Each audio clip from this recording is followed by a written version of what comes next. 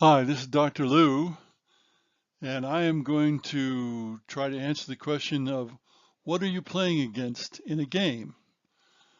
Now, this is a little more than just the obvious. Now, first of all, I want to tell you how this video came to be. It was engendered by a couple of statements from basketball coaches. Bobby Knight of Indiana, who died recently, is quoted as saying, "You don't play against opponents, you play against the game of basketball."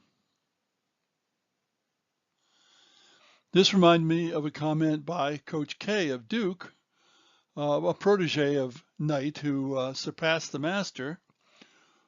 "We're Duke. We don't adjust to our opponents. They adjust to us." Maybe a little arrogant, but he made it stick. Now I'm taking these out of context.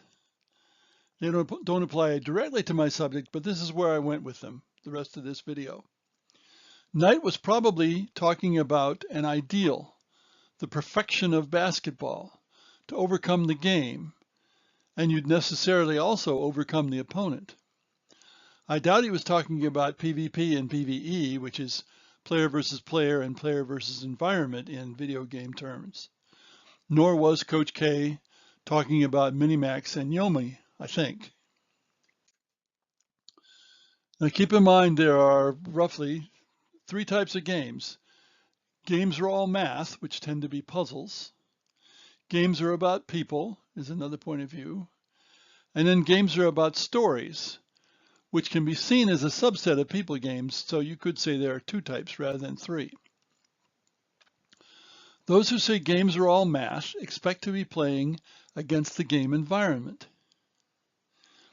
Even if there's another player, one player, you can assume that player is perfect and strive to maximize your minimum gain, which is what the theory of games of strategy says, mathematical theory.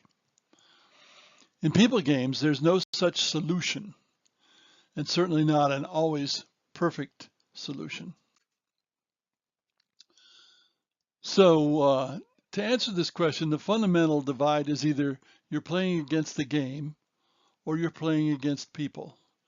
And of course, many games fall in the middle somewhere. So let's first consider single player, solo, and co-op games. In general, you're lacking an opponent, so you're obviously playing against the game. You could make a case that in co-op you're also fighting, quote unquote, to get the players to cooperate as one. So you're somehow against the other players? I don't know, that's an odd one. But my observation is most cooperative games can be played solo. One person controls all the other players.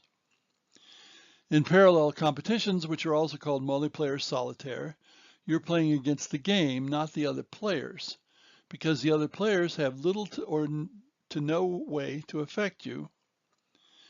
And most Euros in early days were of this type, not so much now.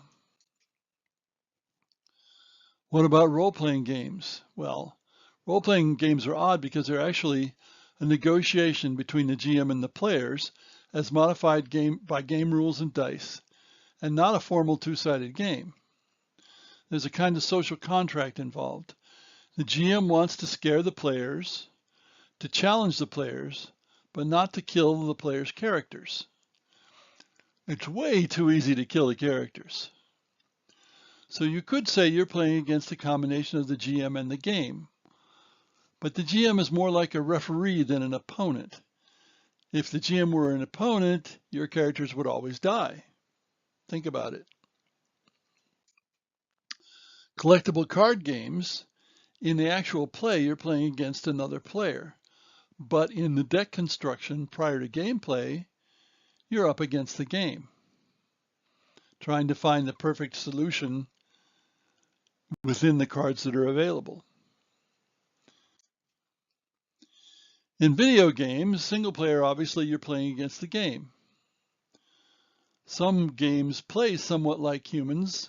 Some are quite predictable or incompetent. It varies with the quality of the computer opponent.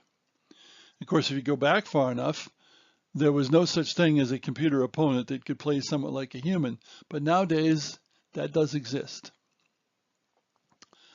Now, online multiplayer games are often team-based, but some are free-for-alls, a lot of free-for-alls. In either case, you're mostly playing against the game. But in a fighting game like Mortal Kombat, you're playing against the other players. And David Serlin wrote a book which is free online, which discusses that at great length. What about board games? In war games, which are typically two players, you're mostly playing against the other player, but the game system can make a big difference. In parallel competitions, such as many Euro games, which are often for more than two sides, you're playing against the game. Even in diplomacy, which is 7 players, there's a tactical component that requires some expertise, even though most of the game is about negotiation and persuasion. There are not many games that are purely all against the game or all against people. What about team sports? The game system matters, but mostly you're playing against the other team. There may be team sports that are low interaction, but all the big ones, such as basketball and football, are highly interactive. And in general, we can close with saying, in low interaction, you're usually playing against the game, and I'm talking about player interaction, of course. In high player interaction, you're playing against the other participants.